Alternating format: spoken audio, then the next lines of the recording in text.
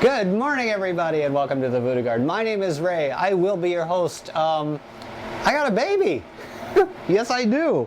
I have a new addition to the Voodoo Garden, and I'm so darn happy about it. It happened I'd say about a little over a week ago, maybe 2 weeks ago. And I was cleaning up because there's always leaves falling off of something here. There's so many plants growing here and there in different stages of maturity or death or birth or life. And so I'm always cleaning up leaves. And I was cleaning up the banana tree. This is the banana tree. Remember the blood banana? I think it's called a Sabrina, or I don't know. I call it banana tree. But I was growing this, Sabrina, yeah. I was growing this at the other house and it got really huge, really freakishly huge. And I couldn't move it to this new house in the truck because it was cold and it was windy and it was just a pain in the butt. So I chopped it down to a stump. Literally a stump, and this thing was about, I don't know, 6 or 7 feet tall, and the leaves were huge. They were monsters. Go back on the Voodoo Garden and you'll find out. But I chopped it down to a stump and I brought it here, and it took forever, and then this little tiny finger came up out of the middle of the stump, and I thought, it's going to survive. And I asked people on the Voodoo Garden, my audience, I asked, is this something that I should do? And they said yes. Everybody who has grown a banana said yes, do it. So I followed your advice, and it worked like a charm. Thank you, by the way. So I had this stump with a finger growing out of it, and then a banana tree started growing, and it looks okay. I mean, it's nothing remarkable, but I like the fact that it actually came back. And so all of a sudden it's growing like crazy, and the stump that was about this tall started dying, and all the leaves started like kind of falling off, and I thought, well, that's how it happens. So I'm pulling the leaves off, and then the leaves are all piling up around here, and I'm cleaning up the leaves, and then look at what I noticed. Take a look at what I saw here.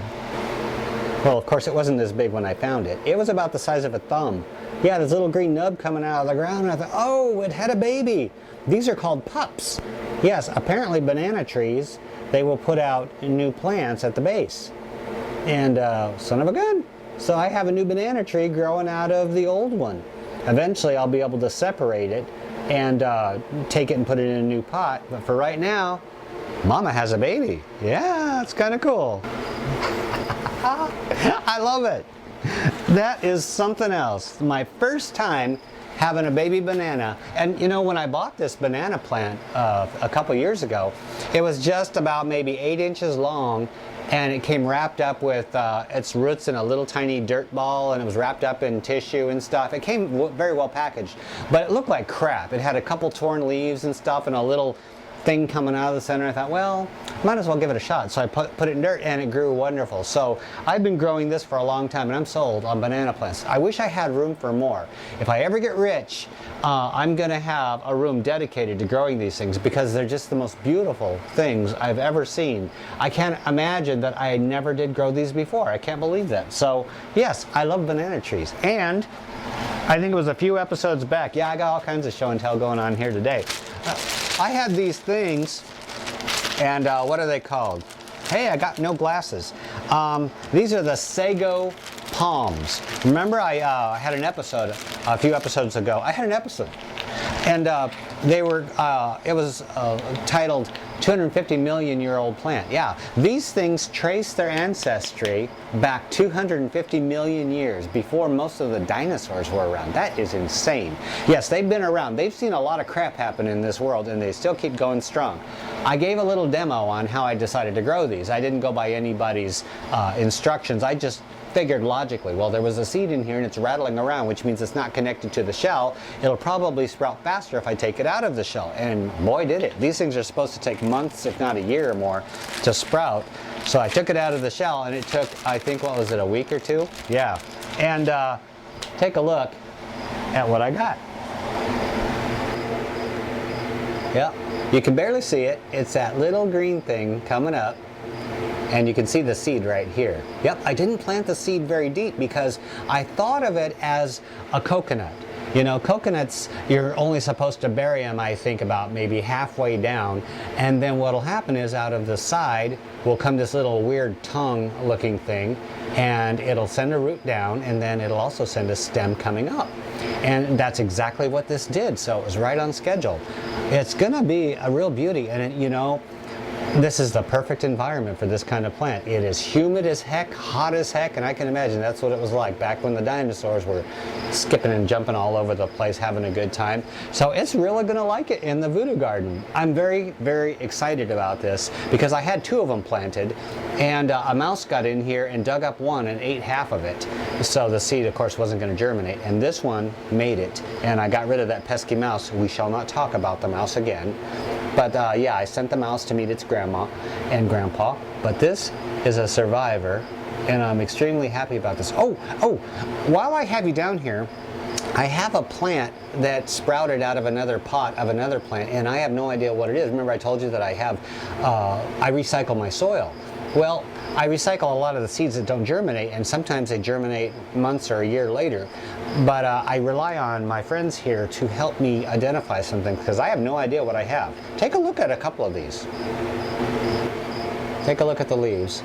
They're kind of curled over because I've been really pouring on the nitrogen to keep this thing alive. And I've been putting it up next to the light, so it's really dark green from the light. What do you think, folks? I don't know. I was almost thinking it was a huckleberry of some sort, or maybe a Chinese lantern, but the leaves don't look quite right for that. I'm not really sure.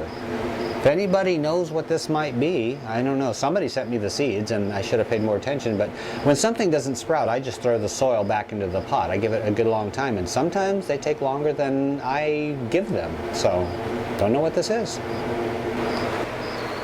Now this one, I gotta admit, was truly bizarre. I saw this long bean sprout type thing coming up out of the soil, and it had 2 leaves that looked like it might be a bean. And I thought, well, I haven't planted beans indoors in years. But no, it's not a bean, that's for certain. The stem is this fat looking thing. That is one fat looking stem, isn't it? Yeah, for such a small plant. But then it put out a couple seed leaves. These are seed leaves, so these really don't matter. You can't go by seed leaves. And then it put out this leaf. Let me zoom in on this really quick, okay? You see that little tiny purple leaf or brownish looking leaf? Yeah, that's what the new leaves look like when they come out.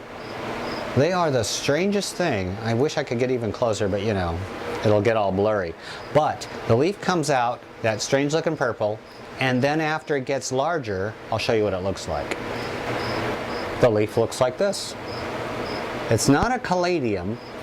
I don't know what this is. No idea. There's no bulb or anything like that. And I don't know where the seed is because there was no seed. When I uprooted it, it was nothing but a sprout with a root. So if you can identify this, I would really appreciate it because I'd like to know what I'm growing. That is weird. I have no idea what it is. But what I do know, it could fit into a thimble. No, what I do know is that white flies. Remember at the previous house I lived in, I had this problem with white flies. And it really wasn't a problem because they didn't really do too awful much damage to my plants because they were growing so fast, the white flies really couldn't hurt them. Only problem, it was kind of inconvenient and embarrassing because you walk into the room and you touch a plant and it's like dandruff floating up in there and they're all underneath the leaves. And it was just ugly. And I sprayed, I tried to get rid of them, couldn't get rid of them because you have to get rid of all of them. Because if you don't get rid of all of them, there's one pregnant little one going around. She lays like 1 billion eggs and it starts all over again. It's horrible. But what's nice is when I moved on a windy day and I took my plants outside and I went like that. And I hit them and it knocked off a lot of the white flies, threw them in the U-Haul, came here. And I got rid of some of the old plants that were really infested or that attracted them. And certain plants are more susceptible than others. So I've now got it down to about maybe once every other day I'll see a white fly, one, on all my plants, and I'll kill it. You can kill them so easy. You just take the leaf, and if you see a white fly underneath it, they're always underneath. If you see it, you just go, just like that, and then they die so instantly. So I've got it down to where I think I might have just one left in here. So cross my fingers, I won't have any more. Thank God. And by the way, I hope you guys can identify these things because I really would like to know if I'm growing something legal. I don't know what these things are, but I do know that they're beautiful and they're loving it in here. So that's great. That's great. I got to get going.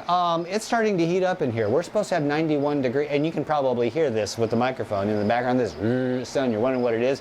It's a fan over there, because if I didn't have a fan, I would be melting in this grow room. It is 85 degrees, and it's only 9 o'clock in the morning. Yeah, it's supposed to be 91 degrees outside today, and when you add in the factor of the humidity and lights, I only have 4 lights on in here, and I have like over a dozen. I turned off most of them so that I could film and not die. But once I turn those on, I gotta run for cover. And that's how it is in the grow room. In the summertime, it's almost unbearable, but the plants love it. Look at this. They're loving it in here. I don't love it in here, they love it in here. So I come in here, I water them, I go, yeah, fun plants, nice. I gotta go, and I leave. And so I don't spend a lot of time. That's why you don't see a lot of episodes in the summertime in the voodoo garden, because I'd rather be outside in the real garden instead of the indoor garden. Wintertime, this is going to be a whole different ball game. I'll be growing all kinds of strange stuff, possibly onions, lettuce, along with my house plants, all kinds of fun stuff. It will fill up in the winter, but for right now, it's a little bit too warm, a little bit too humid.